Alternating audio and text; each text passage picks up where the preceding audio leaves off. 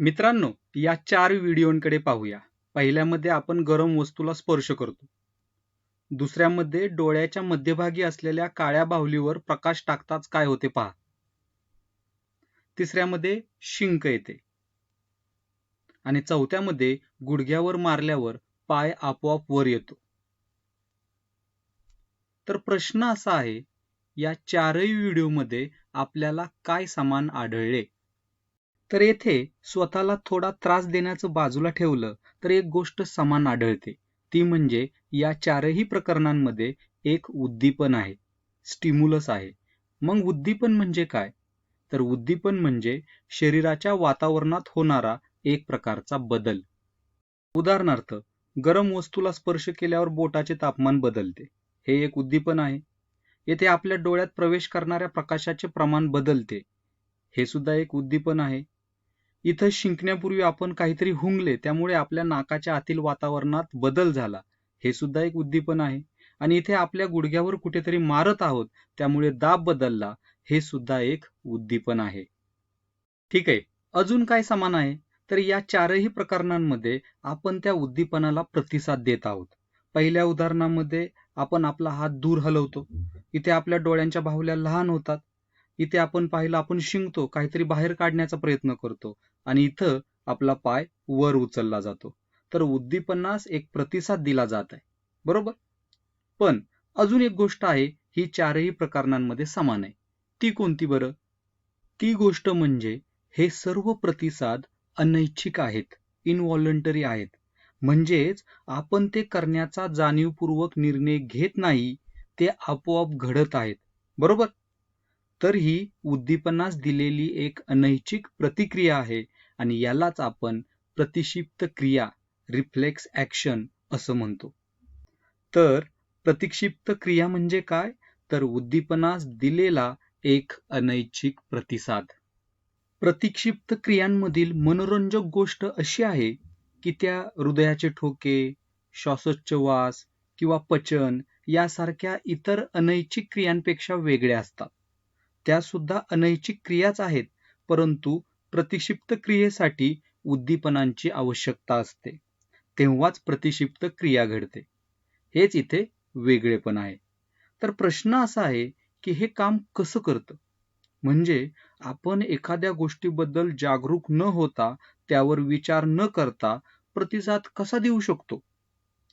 ही जी 4ही प्रकरणं आहेत, आपण याचा विचारही करत नाही आहोत आणि ते आपोआप घडत आहे.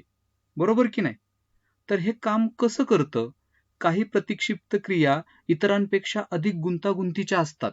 तर आता येथे आपण ना, ही जी पहिली क्रिया आहे, तिचा सविस्तर अभ्यास करणार आहोत. कारण आपल्या शरीरात सर्वात सामान्यपणे आढळणारी ती एक क्रिया आहे. तर आपण त्याच्यावरतीच सविस्तरपणे नजर टाकूया आणि तिचा अभ्यास करूया. हा आपला हात आहे आणि इथे आपण हे बायसेप्स स्नायू दाखवलेले आहेत. ते का दाखवलेत? कारण या उदाहरणासाठी ते महत्वाचे आहेत म्हणून. तर अशा प्रतिक्षिप्त क्रियेमध्ये फक्त 3 चेतापेशी सामील असतात. किती चेतापेशी सामील असतात? फक्त 3. आणि यात आपला मेरुरज्जू देखील सामील असतो, स्पायनल कॉर्ड. तर इथे आपण मेरुरज्जूचा ना फक्त एक छेद दाखवलेला आहे. ठीक आहे? आणि हे मेरुरज्जूमधून बाहेर येणारे चेतांचे समूह आहेत. ठीक आहे? तर बघूया काय होते. ज्या क्षणी आपल्या बोटाचे तापमान वाढते, त्या क्षणी तिथं असलेल्या एका चेतापेशीद्वारे ते ओळखले जाते. ती चेतापेशी त्या उष्णतेचं रूपांतर विद्युत संकेतामध्ये करते आणि तो विद्युत संकेत मेरुरज्जूकडे पाठवला जातो. अशा प्रकारे. तर ही एक चेतापेशी आहे. ठीक आहे? मग असा प्रश्न आपल्याला पडला असेल की या चेतापेशी इतक्या लांब असतात का? तर त्याचं उत्तर हो आहे. चेतापेशी आपल्या शरीरातील सर्वात लांब पेशी असतात. ती एकच चेतापेशी तो विद्युत संकेत घेते आणि मेरुरज्जूकडे पाठवते. मग त्यानंतर काय होते? त्यानंतर तो संकेत दुसऱ्या चेतापेशीकडे जातो. म्हणजे सुरुवातीचा विद्युत संकेत चेतापेशीकडून मेरुरज्जूकडे जातो आणि त्यानंतर तो संकेत दुसऱ्या चेतापेशीकडून मेंदूपर्यंत पोहोचवला जातो. पण हे तर नेहमीच घडतं. पण प्रतिक्षिप्त क्रियेमध्ये वेगळेपण काय आहे? तर प्रतिक्षिप्त क्रियेमध्ये वेगळेपण असं आहे की ती मेंदूकडून आदेश येण्याची वाट पाहत नाही. सामान्यतः एखादा संकेत मेंदूकडे पाठवला की मेंदू त्यावर प्रक्रिया करतो आणि नंतर काय करायचे ते ठरवतो. परंतु या प्रतिक्षिप्त क्रियेमध्ये तसं घडत नाही. या क्रियेत मेंदूकडून आदेश येण्याची वाट पाहिली जात नाही.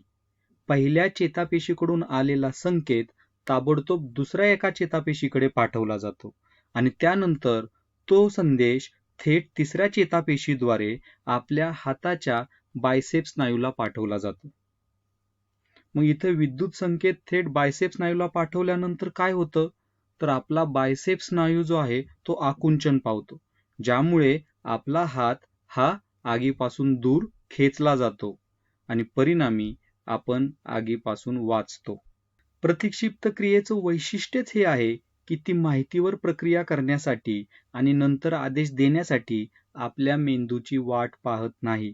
ती थेट स्नायूंकडे संकेत वळवते आणि प्रतिक्षिप्त क्रिया पार पाडली जाते. आणि म्हणूनच विचार न करताही जरी हे अपघाताने जरी घडलं असलं तरी आपला हात आपोआप दूर जातो आणि हेच प्रतिक्षिप्त क्रियेचं मुख्य वैशिष्ट्य आहे. तर येथे एक साहजिकच असा प्रश्न पडू शकतो की असे का घडते? आपण मेंदूला माहितीवर प्रक्रिया करून आदेश देण्याची वाट का पाहत नाही? माहिती थेट स्नायूंकडे का वळवली जाते? आपण मेंदूची वाट का पाहत नाही? थोडा विचार करा आणि याचे उत्तर मिळते का बघा. उत्तर अगदी सोपं आहे. जर आपल्याला मेंदूचा विचार करून निर्णय घेण्याची वाट बघावी लागली तर त्या वेळेत खूप नुकसान होईल. कारण ही एक धोकादायक परिस्थिती आहे आणि येथे त्वरित कृती करणं खूप गरजेचं आहे. अशा परिस्थितीत ही प्रतिक्षिप्त क्रिया मेंदूची वाट पाहत नाही आणि हेच या प्रतिक्षिप्त क्रियेचं मुख्य वैशिष्ट्य आहे. तर इथं एक गोष्ट आपल्याला समजते, प्रतिक्षिप्त क्रिया आपल्या अस्तित्वासाठी अत्यंत महत्त्वाच्या असल्याने आपल्याकडे एक गुंतागुंतीचा मेंदू असून सुद्धा त्या आजही अस्तित्वात आहेत. किंबहुना जर आपण म्हटलं की प्रतिक्षिप्त क्रिया गुंतागुंतीच्या मेंदूच्या आधी उत्क्रांत झाल्या आहेत तर आपल्याला आश्चर्य वाटायला नको. गुंतागुंतीची बुद्धिमत्ता विकसित होण्यापूर्वी प्रतिक्षिप्त क्रिया प्रथम उत्क्रांत झाल्या, कारण त्या आपल्या अस्तित्वाची खात्री देतात. चला तर आता एक शेवटचं काम करूया, ते म्हणजे या आकृतीला नाव देणं. तर जी एक मोठी चेतापेशी आहे जी हे उद्दीपन ओळखते तिला आपण म्हणतो सेन्सरी न्यूरॉन. संवेदी चेतापेशी, उद्दीपनांना ओळखणारी चेतापेशी. तर जी चेतापेशी स्नायूंवरती कार्य करते त्या स्नायूला आकुंचन पावण्यास प्रवृत्त करते, ज्यामुळे इथे आपला हात हल्ला होता, तिला मोटर न्यूरॉन, प्रेरक चेतापेशी असं म्हणलं जातं.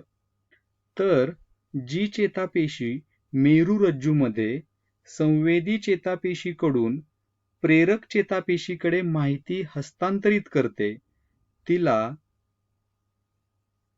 रिले न्यूरॉन, सहयोगी चेतापेशी असं म्हणतात.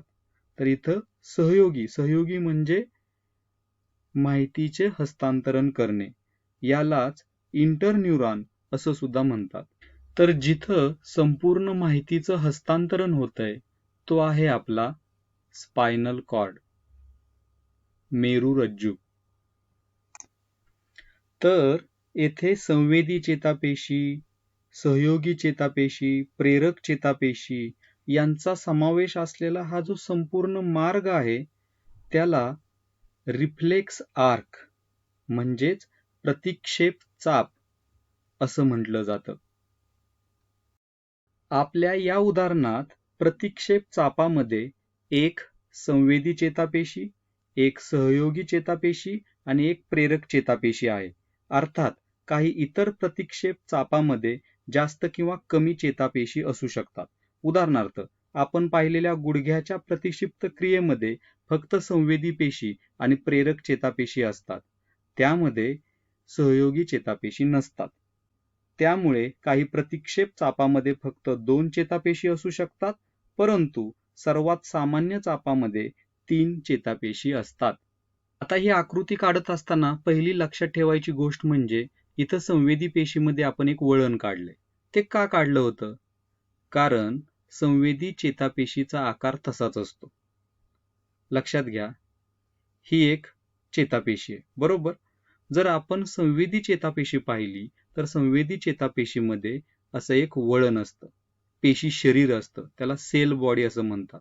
आणि म्हणून संवेदी चेतापेशी काढत असताना आपण असं वळण काढत असतो. तर ही गोष्ट तुम्ही लक्षात ठेवा. दुसरी गोष्ट जी आपण लक्षात ठेवू शकतो ती म्हणजे संवेदी चेतापेशी नेहमी आपल्या मेरुरज्जूच्या मागच्या बाजूला जातात. ही आपली मागची बाजू आहे. तर प्रेरक चेतापेशी नेहमी मेरुरज्जूच्या पुढच्या बाजूने बाहेर येतात.